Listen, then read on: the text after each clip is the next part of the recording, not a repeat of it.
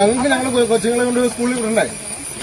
കത്ത് കഴിയുമ്പോൾ 14-15 ലക്ഷം സർക്കാർ വന്നിട്ട് കാര്യമുണ്ട്. ഒരാളെ നഷ്ടം നടത്താൻ നിങ്ങളെ പോലെ സാധിക്കുമോ?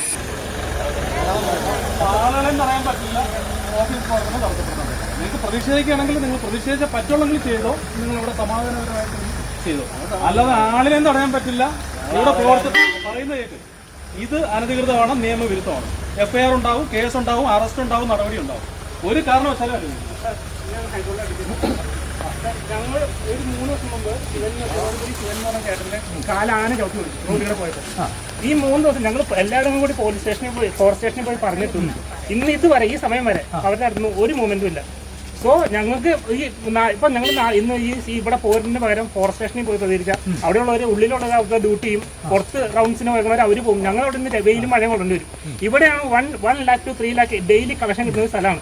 VSS ആണ്. ഇവിടുന്ന് 20% ഈ നാടിന് വേണ്ടി ഉപയോഗിക്കണമെന്ന് ഇവിടെ പറഞ്ഞിട്ടുണ്ട്. പക്ഷെ ഒരു തരത്തിലുള്ള സഹായം ഈ ഫോറസ്റ്റ് ഡിപ്പാർട്ട്മെന്റ് ഗവൺമെന്റിന് ഭാഗത്തുനിന്ന് കിട്ടുന്നില്ല.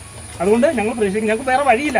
ഇവിടെ വരുന്നവര് വിനോദത്തിന് വരുന്നതാണെങ്കിൽ ഞങ്ങൾ ജീവിതത്തിന് വേണ്ടിയിട്ടാണ് പറഞ്ഞത്. നിങ്ങൾ പ്രതിഷേധിച്ചോ? പക്ഷെ നിങ്ങൾ തടഞ്ഞത് കൊണ്ടോ അല്ലെങ്കിൽ അവിടുത്തെ ഓഫീസ് പ്രവർത്തനം ഒരു മിനിറ്റ് സാർ, 8-8:30 നിങ്ങളോട് വന്നാണ്. സമയം 10 മണി.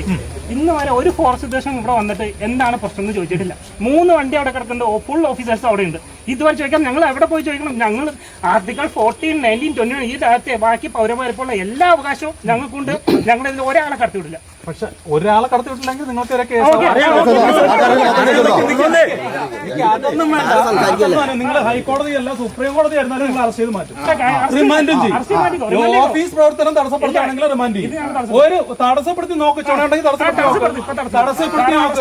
ഇയാളെ ആദ്യം അറസ്റ്റ് ചെയ്യും, റിമാൻഡും ചെയ്യും.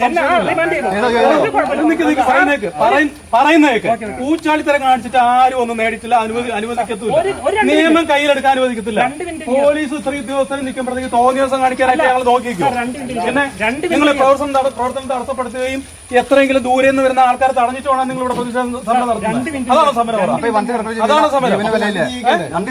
നിങ്ങൾ അങ്ങനെ ചെയ്യുമ്പോഴത്തേക്കും വിഷയം പരിഹരിക്കും.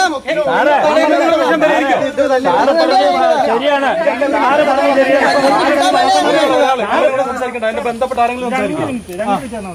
ഞങ്ങളുടെ വീട്ടോളം കുറവാൻപാറ വനത്തിന് നടത്തുള്ള ഏരിയയാണ്. ഈ 2 സ്ഥലത്ത് പാണിയിൽ കയറുന്നിടത്തും കണ്ണക്കട ഇറങ്ങിടത്തും ഇവർ 6 അടി പൊക്കത്തിൽ ക്രോസ് ബാർ ഇട്ടിട്ടുണ്ട്. ഈ 2 സ്ഥലത്തും ക്രോസ് ബാർ വെച്ചിട്ടുണ്ട്. ഈ ഒരു വണ്ടി അങ്ങോട്ട് കൊടുക്കും, മറ്റേ വണ്ടി എല്ലാം മുഴുവൻ പാർക്ക്. ഈ കണ്ണക്കട വീട്ടോളം ഭാഗത്ത് കുറവാൻപാറ ഭാഗത്ത് എന്തെങ്കിലും ഒരു അപകടം സംഭവിച്ചാൽ 6 അടി പൊക്കത്തിൽ സമരം ചെയ്തു. നിങ്ങൾ സമരം ചെയ്തു. നിങ്ങളുടെ വിഷയങ്ങൾ നിങ്ങളുടെ എല്ലാ വിഷയങ്ങളും മനസ്സിലാവും. ഞങ്ങളെന്ന് പറഞ്ഞാൽ നിങ്ങൾക്ക് എതിരായിട്ടിരിക്കുന്ന ഉദ്യോഗസ്ഥർ ആദ്യം മനസ്സിലാവും. പോലീസ് ആയിരുന്നാലും ഈ ഫോറസ്റ്റ് ആൾക്കാരായിരുന്നാലും നിങ്ങൾക്ക് എതിരല്ല. നിങ്ങളുടെ ഞാൻ ഈ ഉദ്യോഗസ്ഥർക്ക് ഈ വിഷയങ്ങൾ പരിഹരിക്കുന്നതിന് പരിമിതിയുണ്ട്. തീർച്ചയായിട്ടും ഞാൻ മനസ്സിലാക്കുന്നത് 30,000 രൂപ അദ്ദേഹത്തിന് കൊടുത്തു. അപ്പോൾ ഒരു നടപടി എടുത്തില്ലെന്ന് പറയാൻ പറ്റില്ല. പിന്നെ വേറെ ബാക്കി 4 ആവശ്യങ്ങൾ 5 ആവശ്യങ്ങൾ ഉന്നയിച്ചു. നിങ്ങളുടെ പ്രധാന ആവശ്യം ആ ക്രോസ് ബാറാണ്. അത് ആലോചിച്ച് അവർക്ക് ചെയ്യാൻ പറ്റുള്ളൂ. ഞാൻ ഈ വിഷയം ഇന്നലെ തന്നെ അവരുമായിട്ട് സംസാരിച്ചു. ഇന്നലെ ഇതിന്റെ റേഞ്ച് ഓഫീസർ ചിലപ്പോൾ ഇവിടെ വരുമെന്ന് പറഞ്ഞിട്ടുണ്ട്. വേറെ ഓഫീസേഴ്സ് ഉണ്ട്, അവരെന്നെ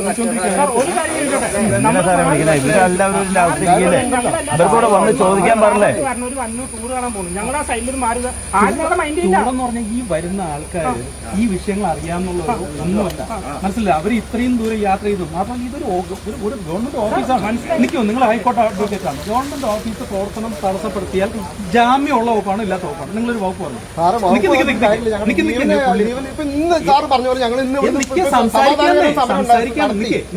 ഇപ്പൊ ഞാനിവിടെ ഇവിടുത്തെ സ്ഥലത്ത് SHO സ്ഥലത്ത് വന്നു. ഇപ്പൊ റേഞ്ച് ഓഫീസർ വരുമെന്ന് പറഞ്ഞിട്ട് ഞങ്ങളെ പോലെയുള്ള ഇവിടെയുള്ള സീനിയർ ഓഫീസേഴ്സ് ഇതിന് മുകളിലോട്ട് റിപ്പോർട്ട് ചെയ്യും. ഇതിന് എടുപിടിയെന്ന് പരിഹാരമല്ല.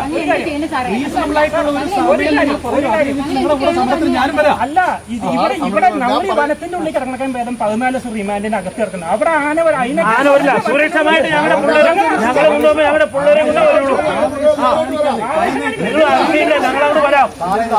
കുറെ നാളെ ഇവര് പറഞ്ഞ സംഭവം. എന്ത് പറയുന്നത്? കുറെ നാളുകളായിട്ട് ഈ സംഭവം മധ്യലോകമുള്ള കാര്യങ്ങളൊക്കെ ഇവരോട് പറഞ്ഞു. അപ്പൊ ഇവര് പറഞ്ഞത് ഇന്ന് നടത്തിയതാ, നാളെ നടത്തിയതാ ഇവര് പറഞ്ഞു. സാറ് പാണേരിന്ന് കണ്ണക്കട വരെ പോയോ, നടന്നു പോയോ? കാട് നിൽക്കണമെങ്കിൽ ഞാൻ ഈ സാറുമാര് ഒന്ന് പോയൊക്കെ റോഡ് ഈ കുറുമ്പടി മിക്ക സാറുമാർ പരിഹാരമാണല്ലോ വേണ്ടത്. പരിഹാരമാണല്ലോ ഇതിനിപ്പോ ഉള്ള സീനിയർ ഓഫീസർ, റേഞ്ച് ഓഫീസർ ഉണ്ടെങ്കിൽ റേഞ്ച് ഓഫീസർ വരുമെന്ന് ഇന്നലെ പുള്ളിയെ വിളിച്ച് സംസാരിക്കുക, എന്തൊക്കെ ചെയ്യാൻ പറ്റും. ഇതിന് പുറത്തേക്ക് വരട്ടെ. ഉടനെയല്ല, 4 ദിവസം മുമ്പാണ് ഈ സാറേ, ഒരാഴ്ച കൊണ്ട് കുടുംബം ഒരു പ്രദേശത്ത് നിറച്ച് ആന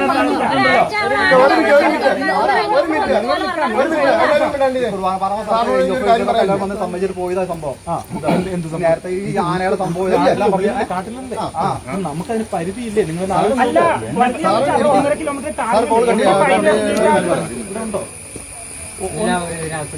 സ്പോട്ടിലേക്ക് വരാമോ? സ്പോട്ടിലേക്ക് വരാൻ പറ്റുമോ? എല്ലാവരും